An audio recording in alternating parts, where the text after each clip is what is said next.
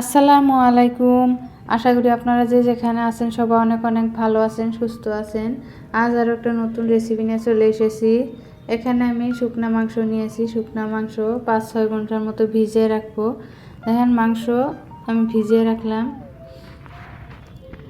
মাংস ভিজানোর পরে কিন্তু আমি 3বার করে ধুয়ে নিয়েছি। ধুয়ে আবারও ঢেকে রাখছি। ঢেকে রেখে দেখেন সকালবেলা আপনাদের সঙ্গে শেয়ার করতেছি।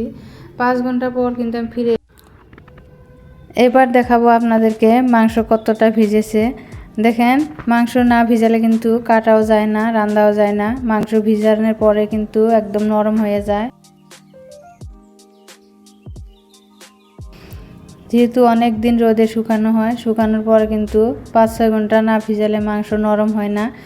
এদিকে দেখেন মাংস নরম হয়ে গেছে। এখন আমি দাও দিয়ে ছোটো ছোটো করে কেটে নিচ্ছি। যেহেতু শুকনা মাংস কিন্তু ছোটো ছোটো করে কাটতে হয়।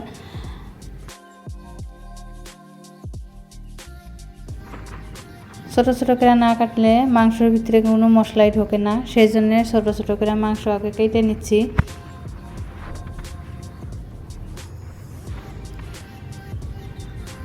আমার মাংস কাটা হয়ে গেছে, এখন সাইডে রেখে দিচ্ছি। আজ আমি কচু দিয়ে শুকনা মাংস বানাবো। এখানে কচু পেঁয়াজ সব কিছু নিয়ে বসেছি। এখন আমি কচু কাটবো। এই কচুটাই খাইতে বেশি ভালো লাগে আমার কাছে, মিঠা মিঠা লাগে। আর অন্য কচুর চেয়ে এই কচুই আমার খাইতে অনেক ভালো লাগে, সেই জন্য এই কচু নিয়ে এসেছে। আজ আমি কচু দিয়ে শুকনা মাংস দিয়ে এক মজাদার রেসিপি বানাবো। এই কচু দিয়ে শুকনা মাংস দিয়ে একবার খালে বারবার খাবার জন্য মন চাইবে, এতটাই ভালো লাগে এই কচু আর শুকনা মাংসের রেসিপি। আমার ভিডিওটা প্রথম থেকে শেষ পর্যন্ত দেখার জন্য আপনাদেরকে অনুরোধ রইল। এখানে দেখেন সব কচু আমি প্রায় কেটে নিচ্ছি।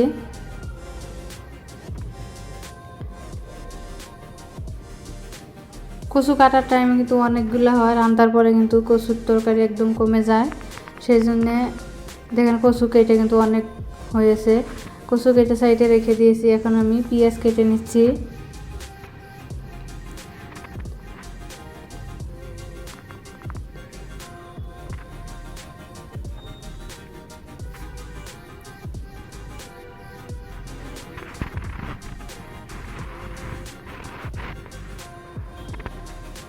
পেঁয়াজ কাটা হয়ে গেছে, এখন আমি কচুগুলা ধুয়ে নিব। আমার কিন্তু কচু ধুলে হাত খুঁজায়, সেজন্য কিন্তু আমি হাত দিয়ে কচু ধুই না। আমি এরকম করে কিন্তু কচু ধুই। এরকম করে কচু ধুলে হাতও চুলকায় না, রান্নার সময় কিন্তু কষ্ট হয় না। সেই জন্য আমি দেখেন এরকম করে কিন্তু আমি কচুটা ধুয়ে নেই। আমি 3বার করে পানি বদলায় আমি কচু ধুয়ে নেব। তারপরে কিন্তু আমি রান্নার কাছে চলে যাব।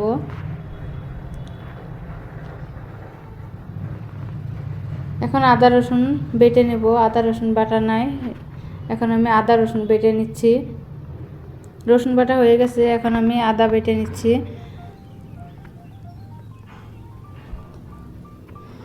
আমার আদা বাটা হয়ে গেছে। এখন আমি চুলে একটা কুকার বসিয়ে দিয়েছি। কুকারের মধ্যে মিঠা তেল দিয়ে দিলাম জিরে। আগে থেকে কুচানো পেঁয়াজ রেখেছি, সেই কুচানো পেঁয়াজ কিন্তু তেলের মধ্যে দিয়ে দিলাম। দিয়ে এখন আমি ভালো করে লাড়াচাড়া করে নিচ্ছি। যেহেতু শুকনা মাংস কুকারে দিলে বেশি ভালো হয়। দেখেন 1 চামচের মতো লবণ দিয়েছি। দিয়ে দিলাম 1 চামচ জিরা ধনিয়ার গুঁড়া, হলুদ গুঁড়া দিয়ে দিলাম 1.5 চামচ। 3 চামচের মতো আমি মরিচের গুঁড়া দিয়ে দিলাম। যেহেতু আমি কাঁচা মরিচ দেবো না, শুকনা মাংস আমি শুকনা মরিচ দিয়ে রান্না করব।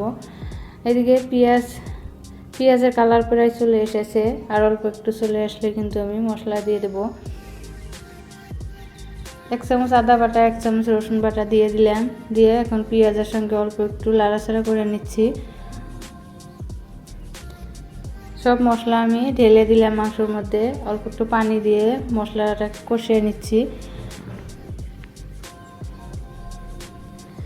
আমার মশলা কষানো হয়ে গেছে। এখন মাংস কেটে রাখছি, সে কাটা মাংস কিন্তু আমি কুকারের মধ্যে দিয়ে দিলাম।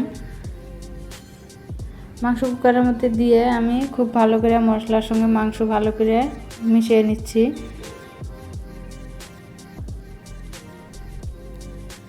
এখন আমি আস্ত গরম মশলা দিয়ে দিলাম, ছোট এলাচ, বড় এলাচ, দারচিনি, লং দিয়ে আজ আমি এই শুকনো মাংসের মধ্যে কোনো বাটা মশলা দিব না, এই গোটা মশলা দিয়ে, এই আমার মশলা দিয়ে কিন্তু আমি আজ তরকারিটা রান্না করব।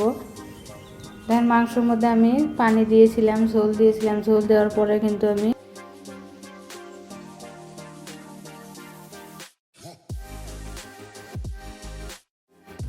এই শুকনো মাংস 12টা হুইসেল মেরেছি। হুইসেল মারার পরে কিন্তু আমি কচু ঢেলে দিয়েছি। যেহেতু শুকনো মাংস রান্না করতে অল্প বেশি সময় লাগে, সেই জন্য কিন্তু আমি লাহে লাহে রান্নাটা করে নিচ্ছি। আমার মাংস কিন্তু সেদ্ধ হয়ে গেছে। সেদ্ধ হওয়ার পরে আমি কচু ঢেলে দিলাম।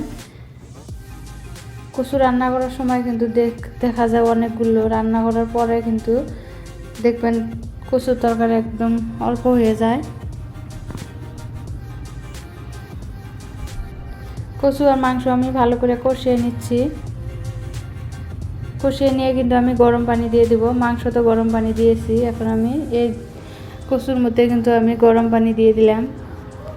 যেহেতু শুকনা মাংস ঠান্ডা পানি দিলে কিন্তু মাংস সেদ্ধ হয় না, সেই জন্য গরম পানি দিয়েছি। গরম পানি দিলে ফটাফট সেদ্ধ হয়ে যায়। এখন আমি কুকারে ঢাকনাটা লাগিয়ে দেব, দিয়ে বেশি না 2 থেকে 3টা হুইসেল মারে কিন্তু আমি নামিয়ে দেবো, যেহেতু কচু সেদ্ধ হতে বেশি সময় লাগে না।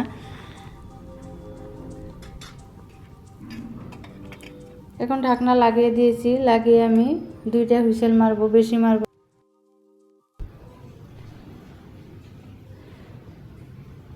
এই কচুর তরকারি রান্না হওয়ার পরে লাস্টে কিন্তু অল্প সম্বার না দিলে আমার ভালো লাগে না, সেজন্য অল্প একটু মিঠা তেল, জিরা আর পেঁয়াজ দিয়ে আমি সম্বার দিয়েছি। যেহেতু কচুর তরকারি লাস্টে সম্বার দিলে আমার কাছে বেশি ভালো লাগে, সেজন্য অল্প তেল দিয়ে আমি সম্বার দিয়েছি। আমার ভিডিওটা যদি আপনাদের একটু ভালো লেগে থাকে প্লিজ লাইক, কমেন্ট, শেয়ার করে দিবেন। নতুন বন্ধু হলে আমার চ্যানেলটাকে সাবস্ক্রাইব করে দিবেন, প্লিজ সাবস্ক্রাইব করে দিবেন, বেল আইকনটি বাজিয়ে দিবেন। এদিকে দেখেন কচুর তরকারি রান্না হয়ে গেছে। সবাই অনেক অনেক ভালো থাকেন, সুস্থ থাকেন এবং সাবধানে থাকেন। আসসালামু আলাইকুম।